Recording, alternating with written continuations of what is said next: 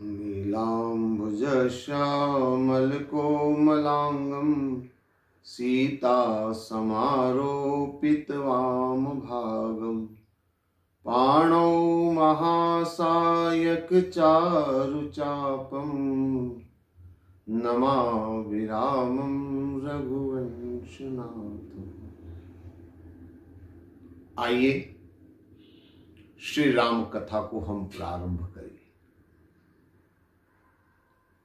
पिछले भाग में पुष्प वाटिका प्रसंग पर हमने चर्चा करी थी और मैंने ये कहा था सीता ने राम को कैसे पाया, अर्थात भक्ति से भगवान को कैसे पाया जा सकता है, किस साधना के द्वारा, किस उपासना के द्वारा भक्ति से भगवान की प्राप्ति होती है।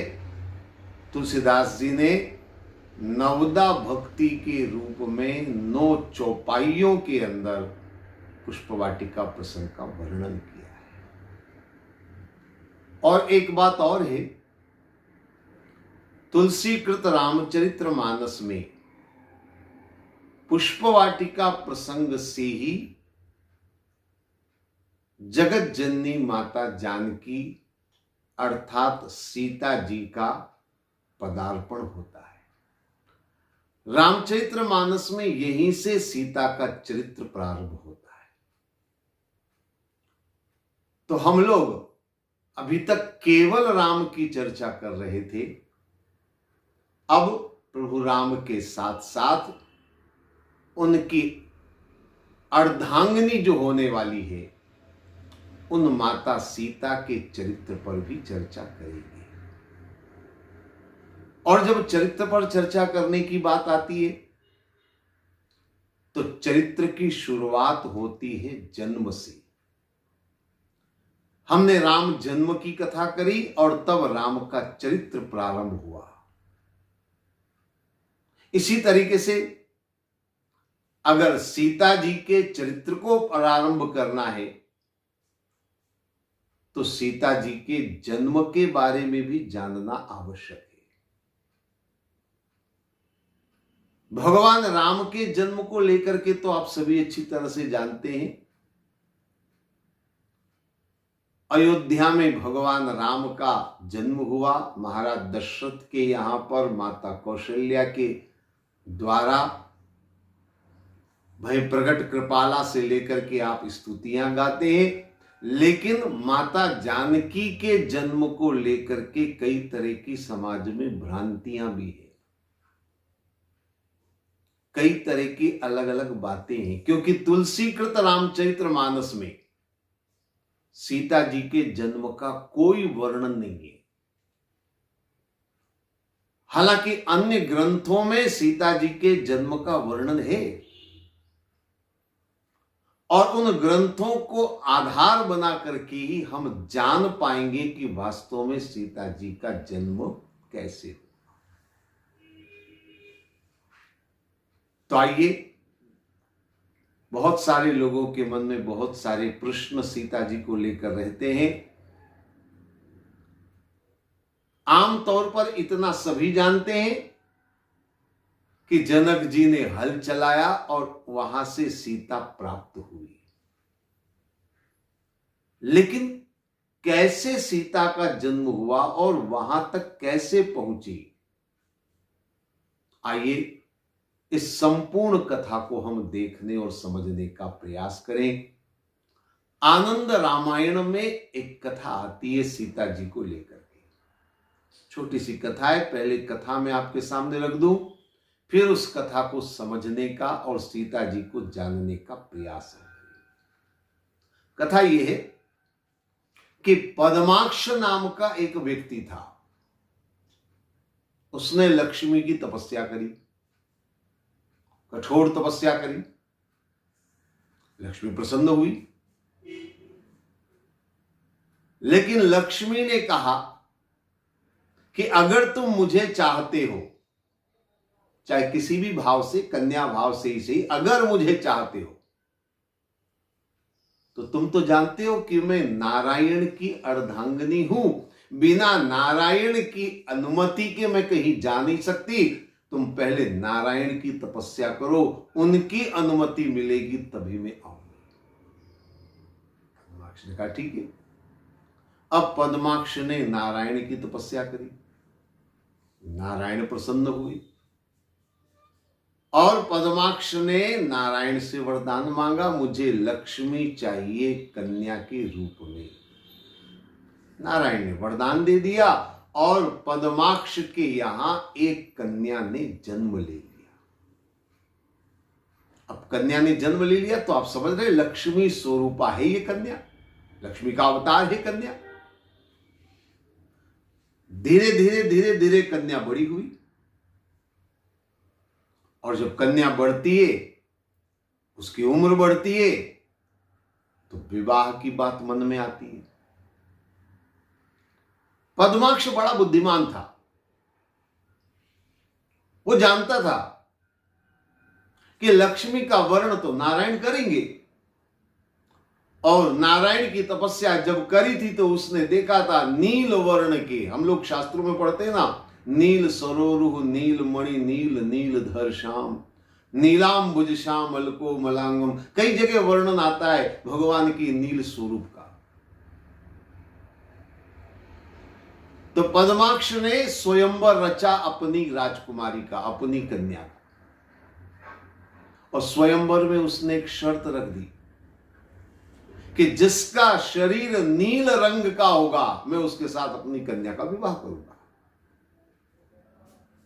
क्योंकि उसने देखा था नारायण का रंग नीला है, तो उसने ऐसी शर्त रख दी। अब उस स्वयंवर में सभी उपस्थित हुए, सभी का मतलब देवता, दानव, मानव सब इकट्ठे हुए,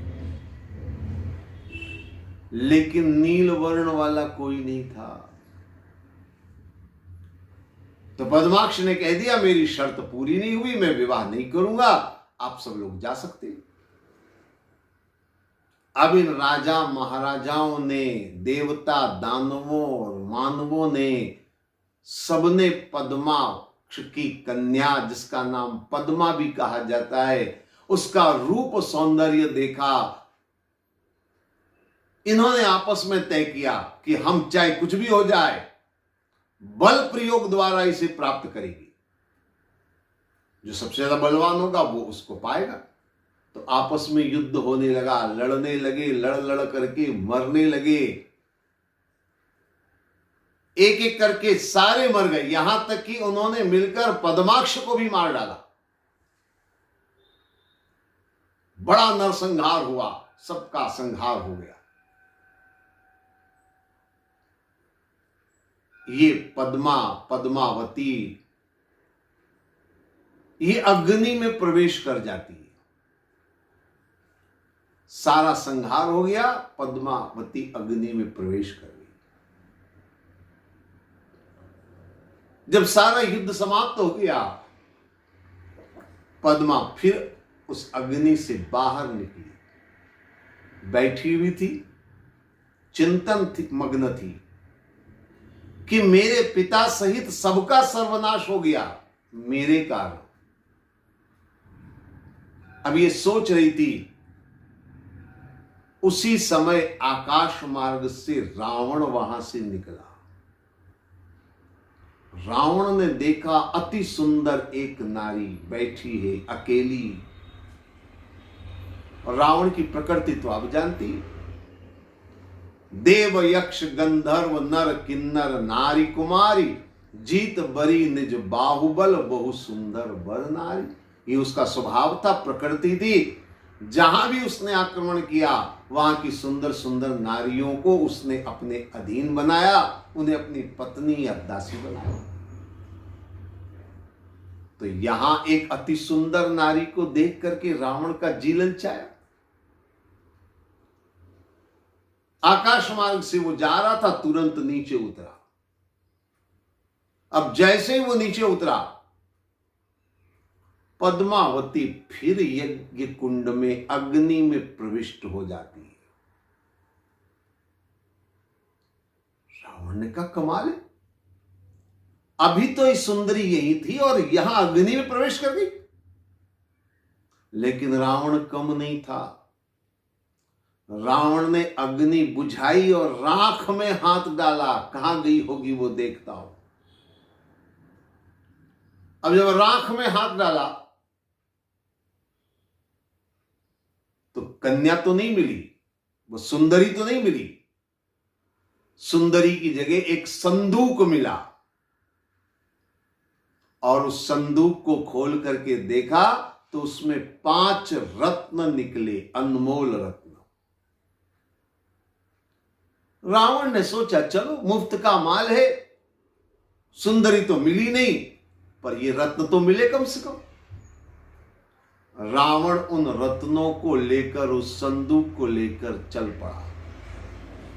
पहुंचा लंका में। एकाएक उसके मन में विचार आया, इनका क्या उपयोग करूं मैं। तुरंत उसके मन में ख्याल आया। राजमहलों में पहुंचकर उसने मंदोदरी से कहा, तुम्हारे लिए अनमोल उपहार लेकर आया हूं। रावण ने सोचा पत्नी भी खुश, अब कम से कम रत्न का कुछ उपयोग तो किया जाए, पत्नी को खुश किया जाए। तो मंदोदरी को उसने वो संदूक थमा दी। बोले इसमें तुम्हारे लिए उपहार है। रावण के चले जाने के बाद एकांत में मंदोदरी ने संदूक खोली और संदूक खोली तो उसमें से कन्या निकली, वही पद्मा निकली। मंदोदरी ने जब उस कन्या को देखा, देखते ही उसके मन में ऐसा भाव आया, ये तो विनाश का कारण बन सकती है। और वैसे भी हर स्त्री का ये स्वभाव होता है, अगर उसका पति कोई दूसरी स्त्री को लेकर आएगा तो उस पत्नी को यही लगेगा कि ये विनाशकारी है। इसलिए मंदोदरी ने क्या किया, वापस संदूक बंद करी, उस कन्या को वापस उसमें बंद किया और अपने सेवकों को आदेश दिया, निजी सेवकों को आदेश दिया, हमारे राज्य से दूर कहीं ले जाकर इसे जमीन में गाड़ दो। अब ये रावण मंदोदरी के दूत गए और मिथिला में जाकर के इन्होंने उस संदूक को गाड़ दिया, जमीन के अंदर गाड़ दिया। अब कथा कहती है कि इसके बाद जनकपुर में, मिथिला में अकाल पड़ गया, भयंकर अकाल पड़ा। महाराज जनक ने विद्वानों आचार्यों से पूछा, भाई अकाल हमारे यहां पड़ा है तो इसका निदान क्या है, समाधान क्या है? मुझसे कुछ भूल हुई हो तो बताइए, या कोई ऐसा उपाय बताइए जिससे कि मेरे द्वारा उस कार्य को करने से अकाल दूर हो, प्रजा सुखी हो, संतुष्ट हो। तो विद्वानों ने, आचार्यों ने मिलकर कहा, आप इस राज्य के राजा हैं, अगर आप हल चलाएं, पसीना बहाएं तो जरूर वर्षा होगी, जरूर अकाल दूर होगा। जनक जी ने विद्वानों की बात मान ली और जनक जी ने हल चलाना शुरू किया। अब जनक जी हल चला रहे थे, अचानक उनके हल की नोक एक जगह जाकर के अटक गई। राज्य के बहुत सारे सेवक वहां उस विद्यमान थे। उन्होंने देखा ये कहां से कैसे रुक गया, कोई पत्थर, कोई चट्टान होगी जमीन में, ऐसा सोचकर उन्होंने जमीन को खोदा, उसमें से संदूक निकला और जनक जी ने उस संदूक को जब खुलवाया तो उसमें से कन्या निकली। जनक जी बड़े गदगद हुए, भाव विभोर हुए और उस कन्या को अपनी कन्या मान करके उन्होंने राजमहलों में ले जा करके जनक जी ने अपनी पत्नी सुनैना को सौंप दिया कि तुम्हारे लिए कन्या परमात्मा ने भेजी है। सुनैना भी बड़ी गदगद हो गई। वर्षा हुई, अकाल दूर हुआ, प्रजा के लोग सुखी हुए और सीता जी को पाकर के जनक जी भी प्रसन्न हुए, गदगद हुए, भाव विभोर हो गए। ये इस तरह से सीता पहुंची जनक जी के पास और फिर जनक जी ने इसका लालन पालन किया और स्वयंवर रचा। ये सीता जी के जन्म का प्रसंग जो ग्रंथों में है मैंने आपके सामने रखा। कई लोगों को ऐसा भ्रम है कि सीता रावण की पुत्री है, लेकिन इस कथा के द्वारा यह समझ में आता है कि रावण से सीता उत्पन्न नहीं हुई। हां, रावण के माध्यम से यह सीता जरूर जनकपुर तक पहुंची। तो ये पूरी कथा जो है मैंने आपके सामने रखी। ये तो केवल एक कथा है और जैसा कि मैं हमेशा निवेदन करता रहा हूं, प्रत्येक कथा को समझने की आवश्यकता है। प्रत्येक कथा के पीछे बड़े गूढ़ रहस्य छिपे हुए होते हैं, आध्यात्मिक चिंतन छुपा हुआ है। आइए थोड़ा इस कथा को हम समझने का प्रयास करें। ये कथा प्रारंभ होती है पद्माक्ष से। शब्द पर ध्यान देंगे, एक एक शब्द बड़ा महत्वपूर्ण होता है। पद्माक्ष, आप लोग तो गणित की अच्छी तरह से ज्ञाता है। गणित में संख्या में इकाई, दहाई, सैकड़ा, हजार, जानते ना आप, 10,000, लाख, 10 लाख और आगे बढ़िए, करोड़, 10 करोड़ और आगे अरब, 10 अरब, शंख, 10 शंख और आगे बढ़िए, पद्म, 10 पद्म। इसके आगे गणित अगर होती होगी तो मैंने नहीं सुनी। और शायद ये गणित का सबसे बड़ा जो है हिस्सा है। यहां नाम है पद्माक्ष। जिसकी पद्म की आकांक्षा हो उसको कहते हैं पद्माक्ष। यानी जिसको अपार धन की लालसा हो, धन की आकांक्षा हो, जिसके लिए सारा धन प्राप्त हो जाए ऐसी लालसा हो, उसी को कहते हैं पद्माक्ष। अब इस पद्माक्ष ने लक्ष्मी को पाने के लिए तपस्या करी। तपस्या करी तो उसका फल मिला, लक्ष्मी प्रसन्न हुई। लेकिन लक्ष्मी ने एक बड़ा सुंदर संकेत दिया। शायद पद्माक्ष उस संकेत को समझ नहीं पाया। अगर समझ जाता तो यूं इस तरह से उसका विनाश नहीं होता। लक्ष्मी ने क्या कहा? मैं तो नारायण के अधीन हूं, मैं तो नारायण की छाया हूं, उनकी पत्नी हूं। आप नारायण की तपस्या करो। पद्माक्ष ने नारायण की तपस्या करी, लेकिन भूल कहां हुई? नारायण प्रसन्न हुए, लेकिन नारायण प्रसन्न होकर के भी पद्माक्ष ने नारायण से मांगा क्या? वही लक्ष्मी। और यही भूल हम भी करते हैं। केवल पद्माक्ष की कथा करने से काम नहीं चलेगा, स्वयं को भी समझना होगा। हम लोग भी यही करते हैं। मंदिर में जाते हैं, भगवान के सामने जाते हैं, पर भगवान से मांगते क्या है? लक्ष्मी तो मांगते, हे भगवान लॉटरी लगवा देना, हे भगवान मेरा धंधा अच्छा चल जाए, हे भगवान नौकरी में मेरा प्रमोशन हो जाए, हे भगवान मुझे कहीं से धन प्राप्त हो जाए। यही तो हम मांग रहे हैं। और क्या मांग रहे हैं भगवान से? जो भूल पद्माक्ष ने करी है वही भूल हम सब करते हैं। हमारी स्थिति वही है पद्माक्ष जैसी।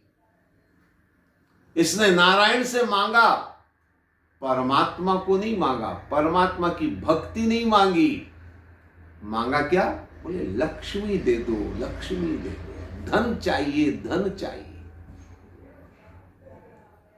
भगवान ने तो तथास्तु कह दिया, तुमको लक्ष्मी चाहिए, भगवान तथास्तु कह देंगे। अब धीरे धीरे कन्या बड़ी हुई, धन बढ़ता चला गया, बढ़ता चला गया, बढ़ता चला गया। कथा कहती है कि पद्माक्ष ने स्वयंवर रचा, उसमें सब लोग आए, देवता, दानव, मानव सब आए। पद्माक्ष ने शर्त रखी, जिसका रंग नील वर्ण का होगा उसके साथ में अपनी कन्या का विवाह करूंगा।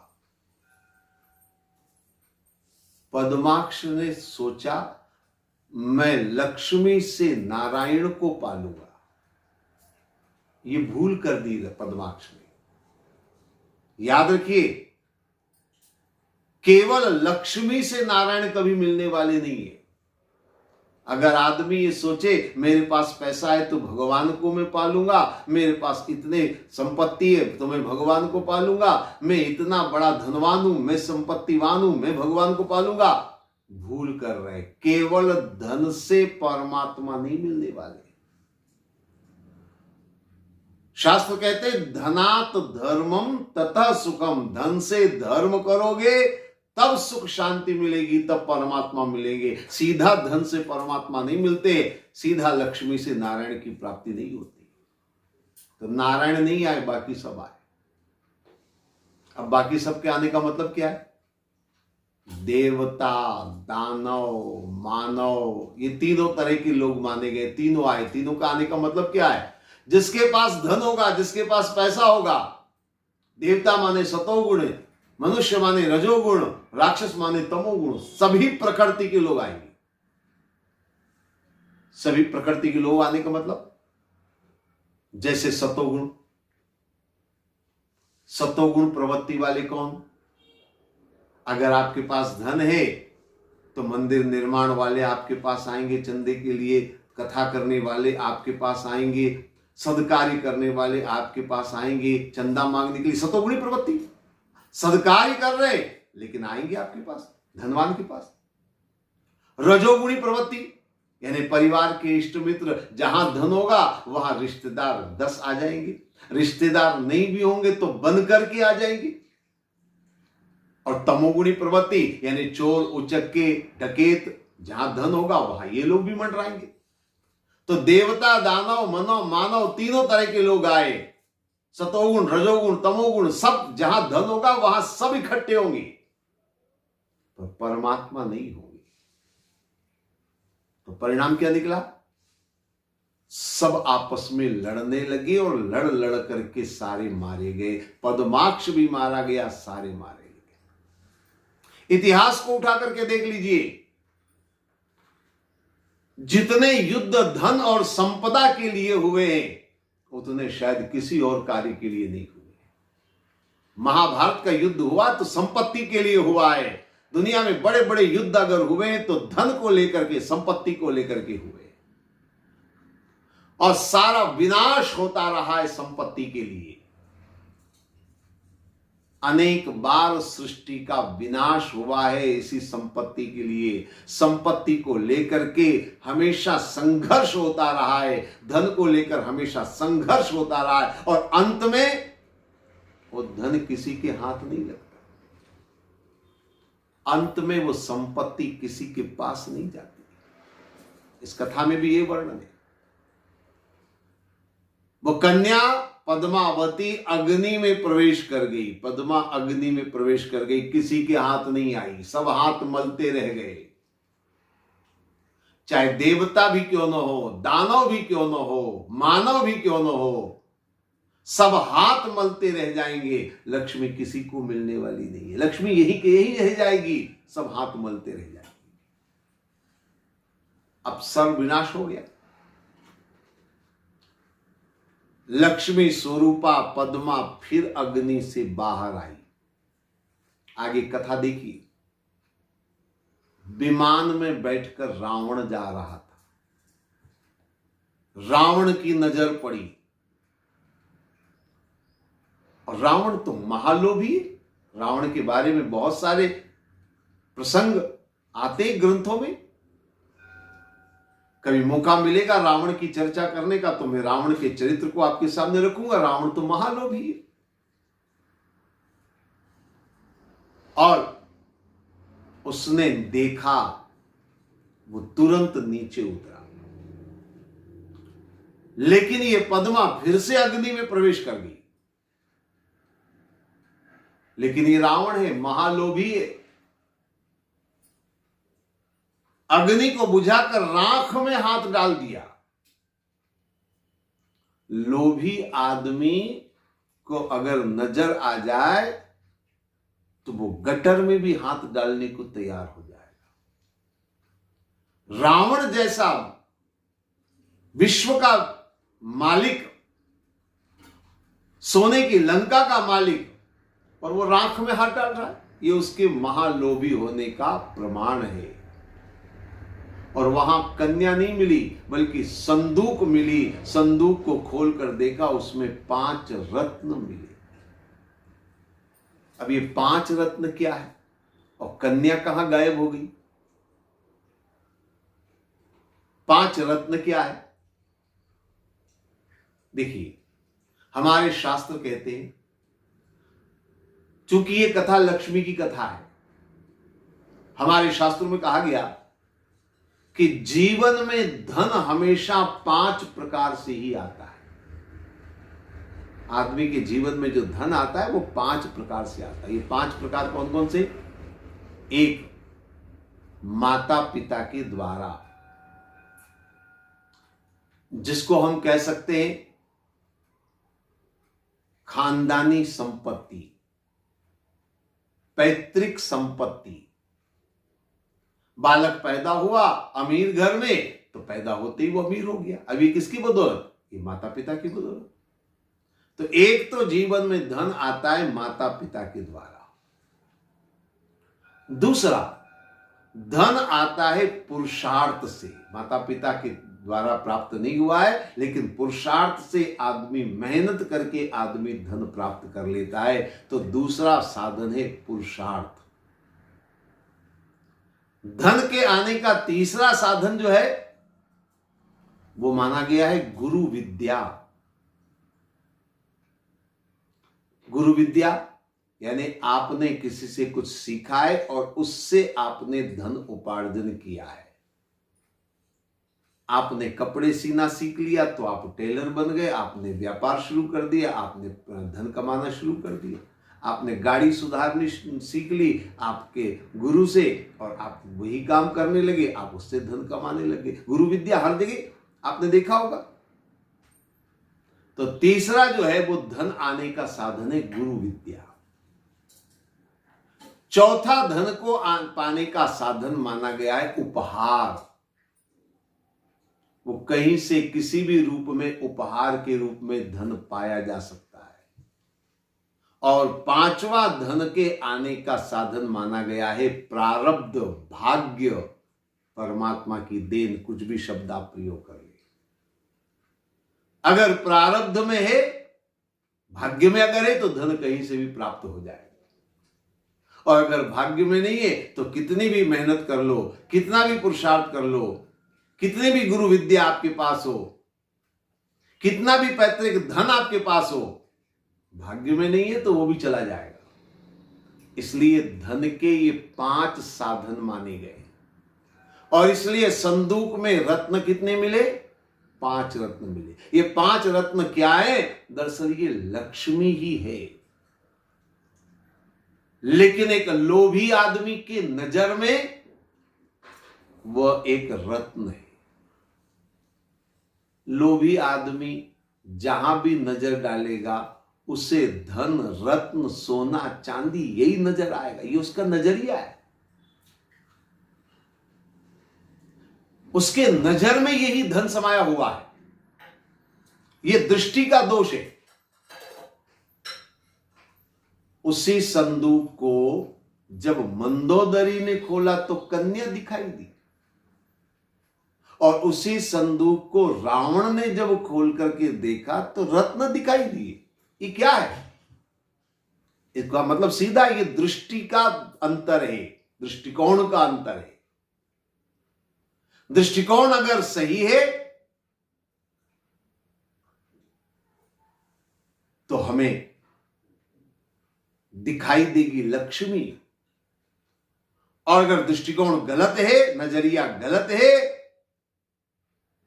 तो हर जगह हमें रत्न दिखाई देंगे, सोना दिखाई देगा, संपत्ति दिखाई देगी, धन दिखाई देगा, और कुछ दिखाई नहीं देगा। आपने देखा होगा बहुत सारे लोगों को हर जगह उनको धन, पैसा पैसा पैसा दिखाई देता, पैसे के अलावा कुछ दिखाई नहीं देता। कोई रिश्ता नहीं, कोई रिश्तेदार नहीं, कोई सगे संबंधी नहीं, उनको कुछ नजर नहीं आता, केवल धन नजर आता है। वो बेटे की शादी भी करते हैं तो धन के नजरिए से कि मैंने इतना खर्च इसके ऊपर किया है, इतना मुझे वसूल करना है। उसका नजरिया बेटे का नहीं, उसका नजरिया धन का नजरिया है। ये लोभ प्रवृत्ति है। आदमी बेटे को केवल बेटा नहीं मान रहा है, बल्कि बेटे को मान रहा है कमाई का साधन, कि इससे मुझे इतना कमाना है, इससे मुझे इतना उसूल करना है। तो दहेज से वसूल करेगा, वो किसी और तरीके से वसूल करेगा।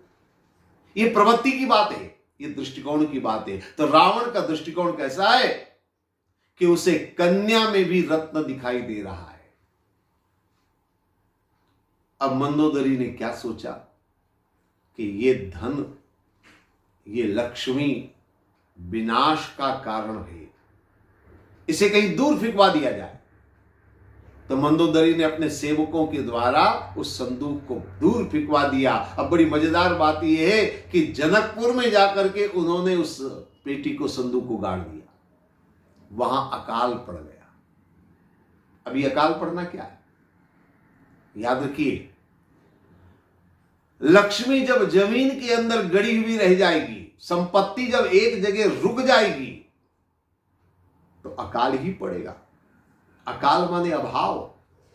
जब संपत्ति कहीं एक जगह जाकर इकट्ठी हो जाएगी तो वहां अकाल होगा, वहां कमी होगी। यही अकाल का वर्णन किया गया कि अकाल पड़ गया। अब इस अकाल का निदान क्या बताया विद्वानों ने?